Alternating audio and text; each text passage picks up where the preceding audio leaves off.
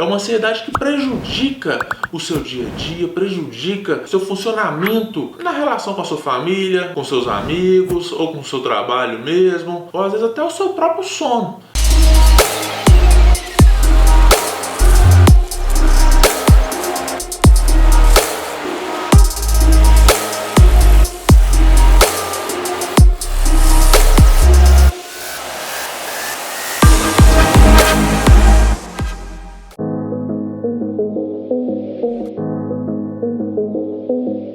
A ansiedade como sintoma é muito comum no nosso meio, na nossa comunidade, na nossa sociedade em que vivemos. Na verdade, é até importante termos um pouquinho de ansiedade. Essa ansiedade como sintoma. Não estou falando aqui da ansiedade doença, a ansiedade que a gente chama do transtorno de ansiedade generalizada. Ter um pouquinho de ansiedade, muitas vezes, é considerado até um processo de evolução natural do ser humano. Por exemplo, antigamente, alguns milênios de anos atrás, ou até mesmo agora, em uma determinada situação, por exemplo, de caça, né, a um determinado animal, ou então quando você está numa floresta e você está com alguns amigos nessa floresta e observa ali vários animais, vamos dizer assim, um pouco perigosos, por exemplo, uma onça, né, um leão ali perto de você, e ter um pouquinho de ansiedade, ou até muita ansiedade naquele momento, é até importante para a sobrevivência. É importante você, ali no meio da floresta, você ficar atento ao que está por vir. É importante você ficar um pouco preocupado, atento, alerta sobre as situações que estão ali ao seu redor. Caso contrário, você pode ser pego por uma onça, por um bicho, um animal qualquer, e isso ser prejudicial para você. Então, de acordo com a evolução mesmo natural, aos poucos, essa ansiedade no sentido de sobrevivência, ela é um pouco importante, sim. É em busca da sobrevivência, em busca da moradia, em busca da alimentação para o ser humano, né? Que são as nossas necessidades básicas, porque caso contrário, nós viveríamos sem essas necessidades básicas, estaríamos esperando cair do céu. E muitas vezes isso não acontece. Então esse pouquinho de ansiedade aí é interessante. Agora, tem um outro que a gente chama de transtorno de ansiedade generalizada, que já pode impactar de forma importante aí as pessoas, e existem ali causas genéticas na maioria das vezes. Quer dizer então que se meu pai ou se minha mãe é ansiosa ou ansioso, eu vou ter sempre ansiedade? Não, mas existe uma maior chance disso acontecer. Então, as pessoas podem ter ali uma herança genética relacionada a alguns genes específicos da ansiedade, e no decorrer do tempo da sua vida, dependendo ali de fatores de estresse, pode fazer com que expresse determinados genes e você comece a apresentar vários sintomas do transtorno de ansiedade generalizada. E esses vários sintomas do transtorno de ansiedade é o que vai de fato contribuir ali para a piora da sua funcionalidade no seu dia a dia. É essa ansiedade diferente dessa natural. É uma ansiedade que prejudica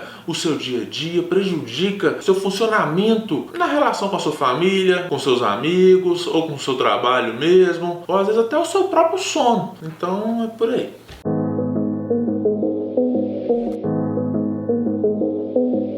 Novamente aí é muito importante informar que estamos aqui falando sobre os sintomas. Não estou falando aqui especificamente do transtorno de déficit de atenção e do transtorno de ansiedade generalizada. Mas basicamente, aquela pessoa que apresenta sintomas relacionados ali à hiperatividade é aquela pessoa em que costuma se gesticular bastante, apresentar vários movimentos do corpo, ela não consegue assim ficar quieta. Ela está sempre mexendo, indo para lá e para cá, ou às vezes quando ela está sentada, normalmente ela está sempre mexendo a mão, a perna, olhando para diversos locais ali da sala. Normalmente uma mente muito inquieta, um pensamento acelerado, como se estivesse sentindo atrasada. Esse é um pouquinho da hiperatividade. Ela não só fica inquieta no tempo em questão do sistema corpóreo, mas ela também ali às vezes apresenta movimentos de impulsividade, mas também ela fica inquieta mentalmente. Uma inquietação mental, um pensamento muito acelerado, e que isso gera aí, em algumas situações, a falta de atenção. Bom, em relação à ansiedade, ela é uma preocupação ou uma sensação de ameaça de que algo está por vir, Às vezes a pessoa tem uma sensação de que algo vai acontecer e muitas vezes ela não sabe o que é esse algo, mas isso gera uma certa angústia, um desespero, um certo mal-estar, porque na cabeça dessa pessoa ela se sente às vezes ameaçada desse algo vir a acontecer, uma preocupação muito grande, e muitas vezes esse algo nem vai acontecer. Na verdade, ela começa a imaginar situações ali ou fantasias difíceis de acontecer, colocando ali pequenos monstros nesses pensamentos futuros e que muitas vezes não acontece. Simplesmente ali é aquele medo, aquela sensação de que algo está por acontecer e na verdade não acontece, e isso gera uma angústia danada na pessoa que apresenta esse sintoma.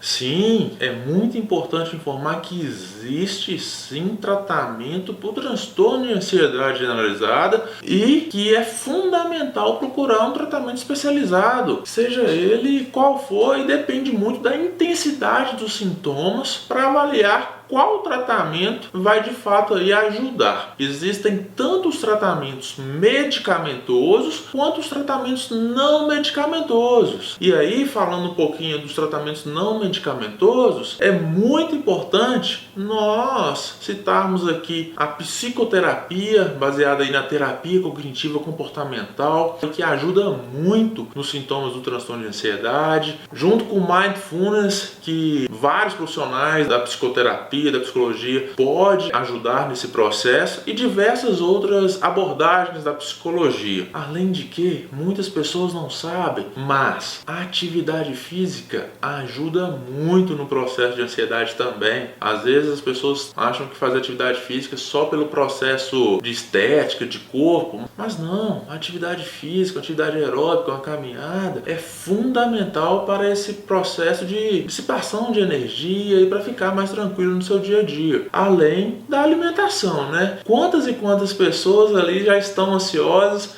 e bebem muito café. Por exemplo, as pessoas bebem de forma exaustiva e querem melhorar, às vezes, a ansiedade, sendo que o próprio café pode prejudicar a ansiedade, gerando ali mais impulsividade, mais irritabilidade, ficando mais elétrica. Então, assim, tem um tratamento não medicamentoso que é importante, sim, muitas vezes associado com o tratamento medicamentoso, quando o tratamento não relacionado aí a medicamentos não é suficiente. E aí atuam os remédios, que pode ajudar de forma importante, sempre acompanhado com um profissional da área.